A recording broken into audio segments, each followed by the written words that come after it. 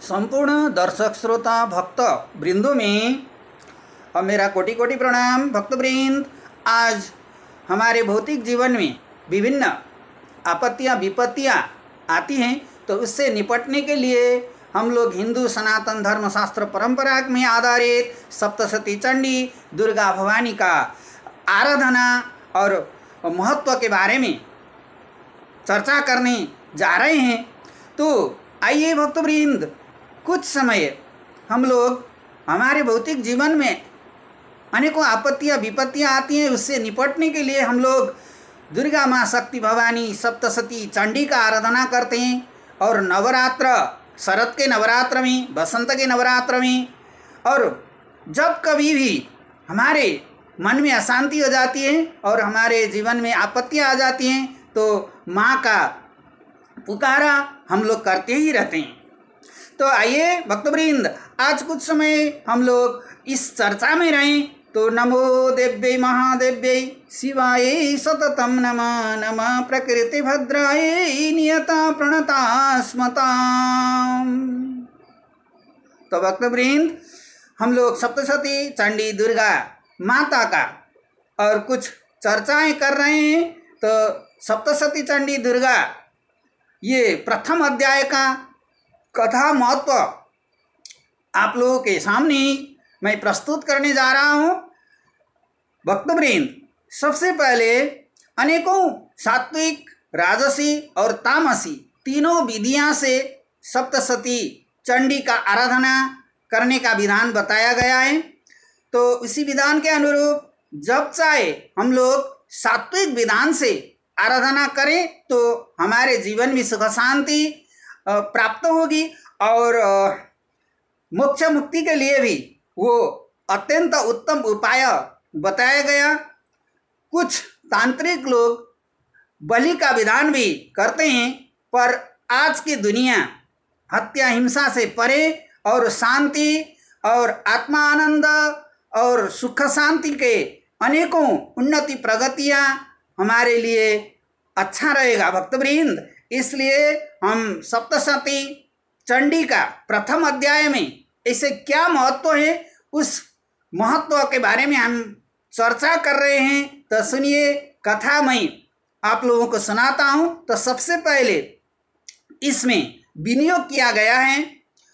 ओम प्रथम चरित्रस्य ब्रह्मा ऋषि महाकाली देवता गायत्री छंद नंदा शक्ति रक्तदंतिका बीजम अग्निस्तत्वम ऋग्वेद स्वरूपम श्री महाकाली प्रीत्यर्थे प्रथम चरित्र जपे विनियोग।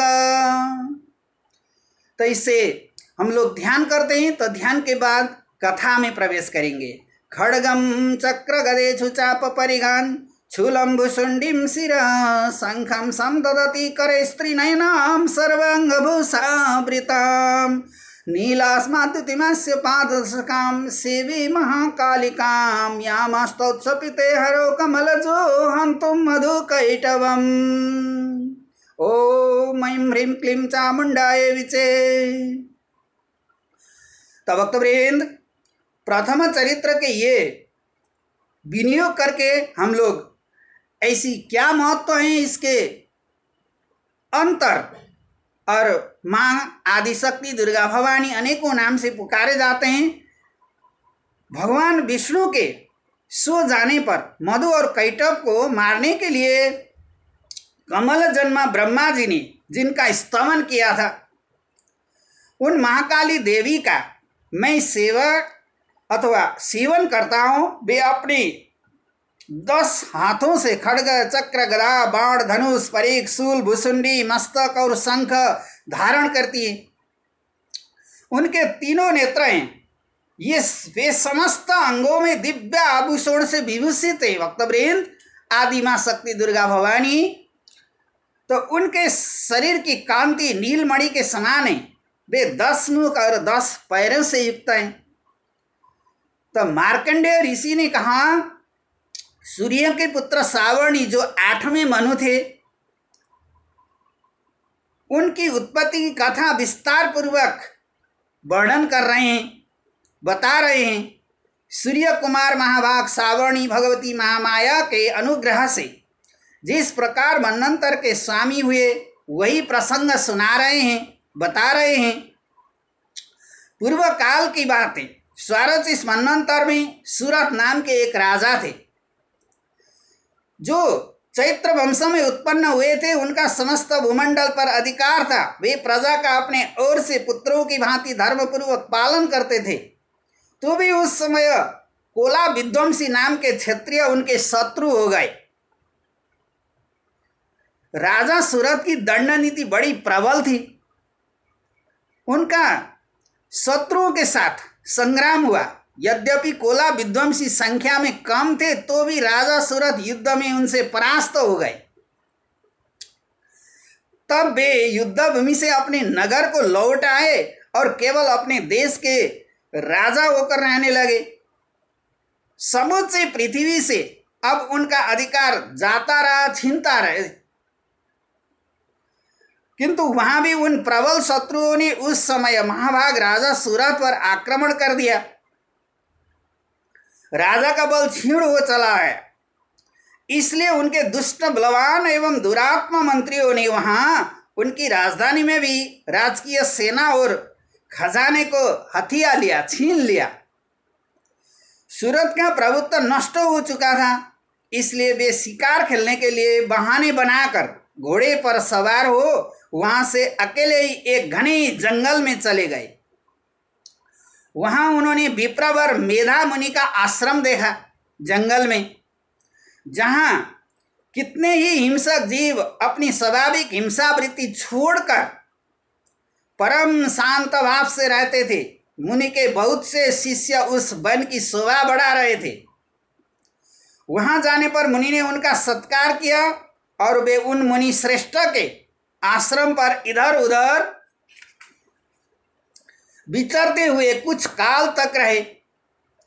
फिर ममता से आकृष्ट चित्त होकर वह इस प्रकार चिंता करने लगे, पूर्व काल में मेरे जन्मों पूर्वजों ने जिसका पालन किया था वही नगर आज मुझसे रहित हो गया।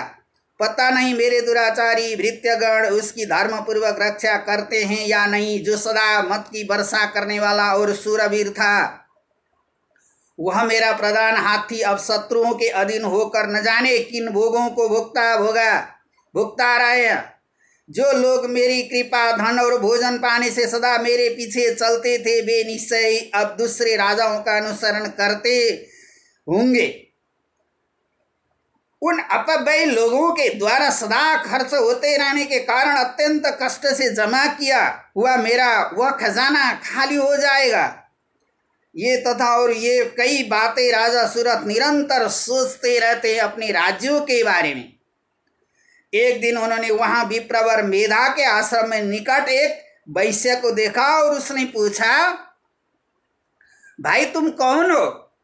यहां तुम्हारे आने का क्या कारण है? तुम क्यों शोकग्रस्त और अनमन से ये दिखाई देते हो, चिंतित दिखाई देते हो?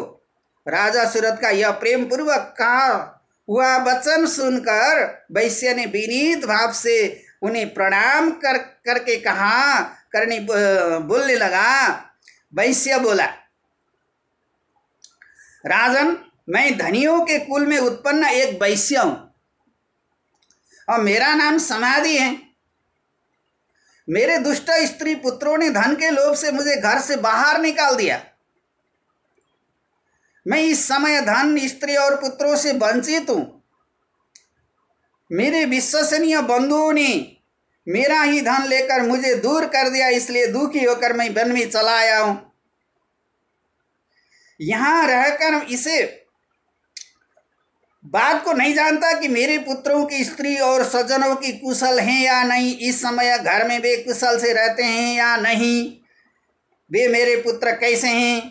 क्या वे सदाचारी हैं या दुराचारी हो गए? ये अनेकों बातें कहने लगा।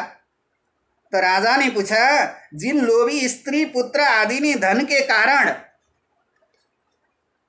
तुम्हें घर से निकाल दिया तो उनके प्रति तुम्हारे चित्त में इतना स्नेह का बंधन क्यों हुआ?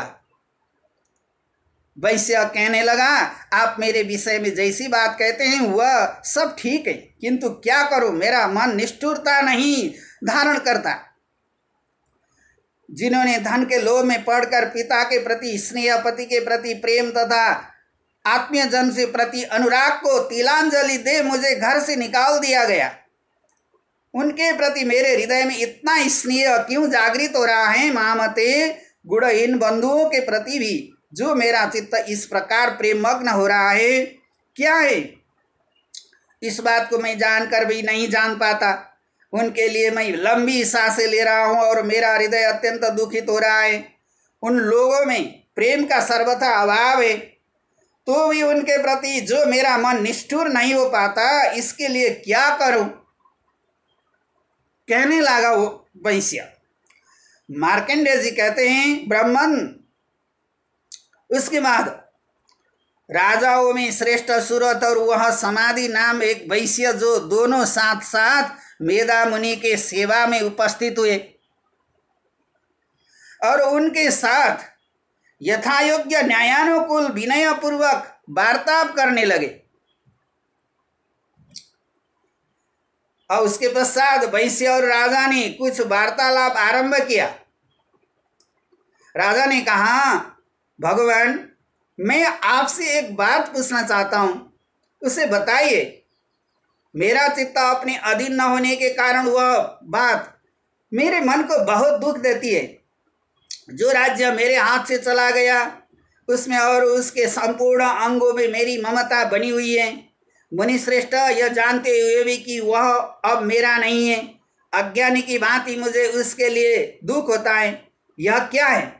इधर यह वैश्य भी घर से अपमानित होकर आया है, इसके पुत्र, स्त्री और भृत्यों ने इसे छोड़ दिया, स्वजनों ने भी इसका परित्याग कर दिया, तो भी यह उनके प्रति अत्यंत हार्दिक स्रोत रखता है, स्नेह रखता है। इस प्रकार यह भटकता हुआ दोनों ही बहुत दुखी है। जिसमें प्रत्यक्ष दोष देखा गया है, उस विषय के लिए भी हमारे मन में ममता जनित आकर्षण पैदा हो रहा है। महाभाग, हम दोनों समझदार हैं, तो भी हमसे जो मोह पैदा हुआ है, यह क्या है? विवेक शून्य पुरुष की भांति मुझमें और इसमें भी यह मूढ़ता प्रत्यक्ष दिखाई देती है। हे मुनि श्रेष्ठ, तो ऋषि ने कहा, महाभाग, विषय मार्ग ज्ञान सब जीवों को है, इसी प्रकार विषय भी सबके लिए अलग अलग हैं। कुछ प्राणी दिनों में नहीं देखते और दूसरे रात में ही नहीं देखती, तथा कुछ जीव ऐसे हैं जो दिन और रात्रि बराबर देखते हैं। यह ठीक है कि मनुष्य समझदार होते हैं, किंतु केवल वे ही ऐसे नहीं होते हैं। पशु, पक्षी और मृग आदि सभी प्राणी समझदार होते हैं। मनुष्य की समझ भी वैसे ही होती है जैसे उन मृग और पक्षियों की होती है, तथा जैसी मनुष्य की होती है वैसे ही उन मृग, पक्षी आदि की होती है। यह तथा अन्य बातों में भी प्राय दोनों में समान ही है। समझ होने पर भी इन पक्षियों को तो देखो, ये स्वयं भूख से पीड़ित होते हुए भी मोहबस बच्चों की चोंच में कितने चाव से अन्न के दाने डाल रहे हैं। नरश्रेष्ठ, क्या तुम नहीं देखते कि ये मनुष्य समझदार होते हुए भी लोभ बस अपने किए हुए उपकार का बदला पाने के लिए पुत्रों की अभिलाषा करते हैं? यद्यपि उन सब में समझ की कमी नहीं है, तथापि वे संसार की स्थिति, जन्म मरण की परंपरा बनाए रखने वाले भगवती महामाया के प्रभाव द्वारा ममतामय भाव से युक्त मोह के गहरे गर्त में गिरा गए हैं। इसलिए इसमें आश्चर्य नहीं करना चाहिए। जगदीश्वर भगवान विष्णु की योग निंद्रा रूप में जो भगवती महामाया है, उन्हीं से यह जगत मोहित हो रहा है। भी भगवती महामाया देवी ज्ञानियों के भी चित्त को बलपूर्वक खींच कर मोह में डाल देती हैं। वे ही इस संपूर्ण चराचर जगत की सृष्टि करती हैं, तथा वे ही प्रसन्न होने पर मनुष्य को मुक्ति के लिए वरदान देती हैं।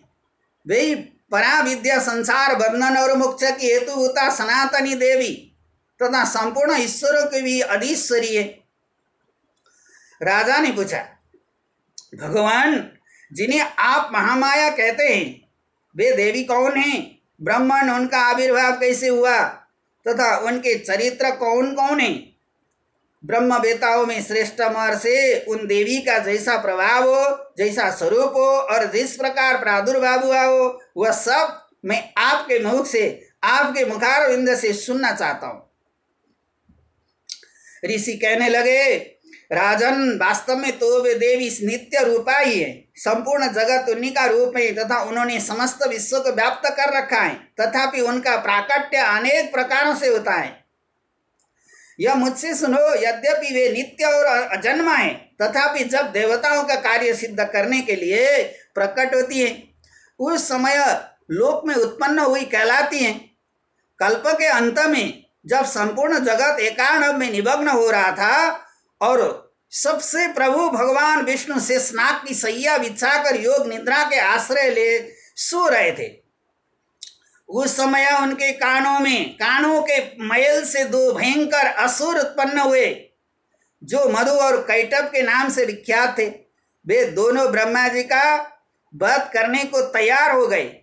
भगवान विष्णु के नाभि कमल में विराजमान प्रजापति ब्रह्मा जी ने जब उन दोनों भयानक असुरों को अपने पास आया और भगवान को सोया हुआ देख, अब सो रहे थे भगवान, तब एकाग्रचित्त होकर उन्होंने भगवान विष्णु को जगाने के लिए उनके नेत्रों में निवास करने वाली योग निद्रा का स्तवन आरंभ किया, जो इस विश्व की अधीश्वरी जगत को धारण करने वाली, संसार का पालन और संहार करने वाली तथा तेज स्वरूप भगवान विष्णु की अनुपम शक्ति है। उन्हीं भगवती और निद्रा देवी को भगवान ब्रह्मा स्तुति करने लगे। ब्रह्मा जी ने कहा, देवी तुम्ही स्वाहा, तुम्ही स्वदा, तुम्ही बसटकार हो, अस्वर भी तुम्हारी ही स्वरूप है। तुम्ही जीवनदायिनी सुधा हो, नित्य अक्षर प्रणव में अकार उकार मकार, इन तीन मात्राओं के स्वरूप में तुम ही स्थित हो। इन तीन मात्राओं के अतिरिक्त जो बिंदु रूपा नित्य अर्ध मात्रा है, जिसका विशेष रूप से उच्चारण नहीं किया जा सकता था, वह भी तुम ही हो।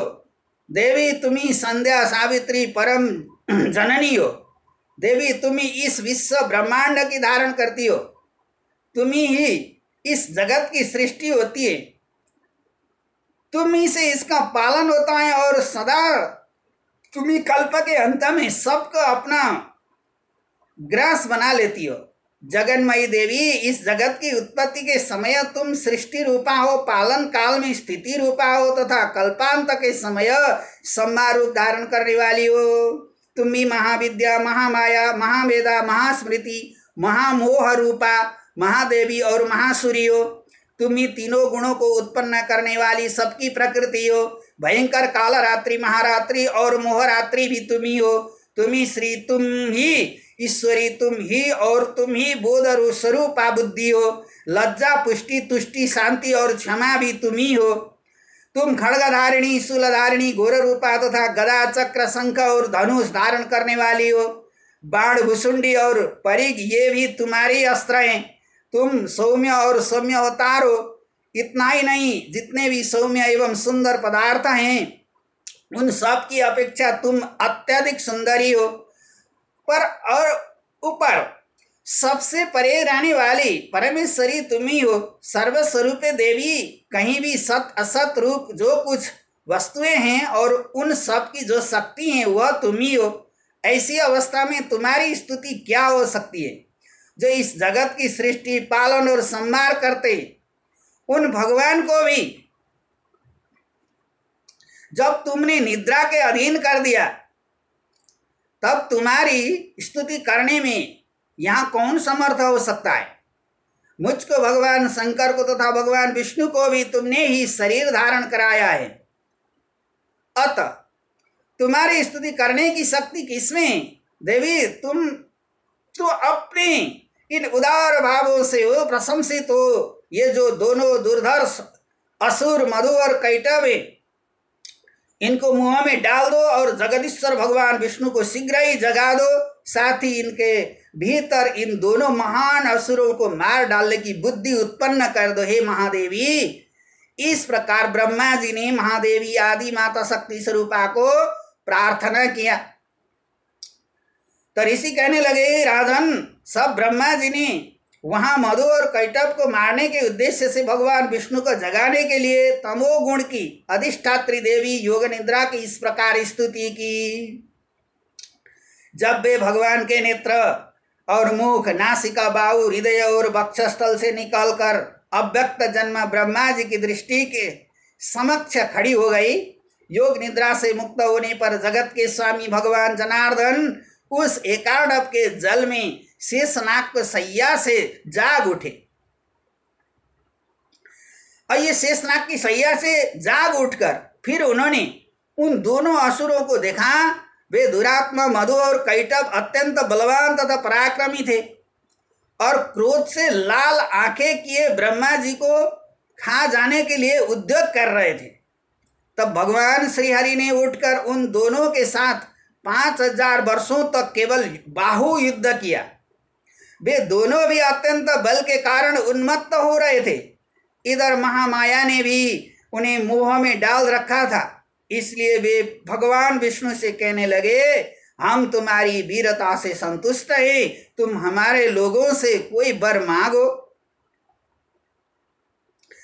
तुम हम लोगों से कोई वर मांगो। मधु और कैटभ भगवान विष्णु को कहने लगे। भगवान कहने लगे, यदि तुम दोनों मुझ पर प्रसन्न हो तो अब मेरे हाथ से मारे जाओ, बस इतना सा ही मैंने वर मांगा हूं। यहाँ दूसरे किसी वर से क्या लेना देना है, बस यही वर मांगता हूं कि तुम दोनों मेरे हाथ से मरे जाओ। ऋषि कहने लगे, इस प्रकार धोखे में आ जाने पर जब उन्होंने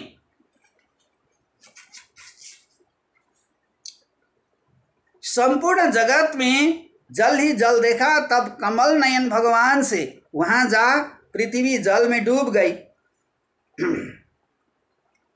जहां सूखा स्थान हो वहीं हमारा वध करो।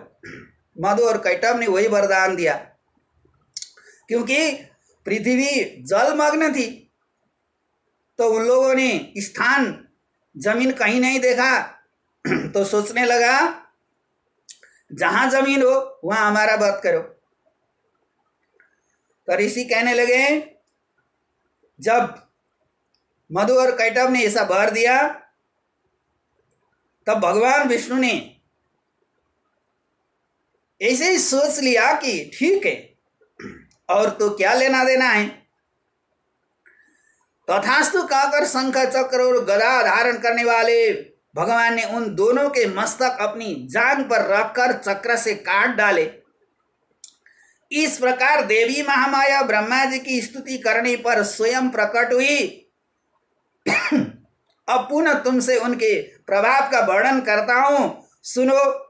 इस प्रकार प्रथम अध्याय में मधु और कैटभ का वध आदि मां शक्ति का प्रभाव से, आदि मां शक्ति दुर्गा भवानी की प्रभाव से भगवान विष्णु को जगाकर ब्रह्मा जी की स्तुति के माध्यम से विष्णु को जगाकर मधु और कैटभ को वध का प्रसंग इस प्रथम अध्याय में उल्लेख किया है।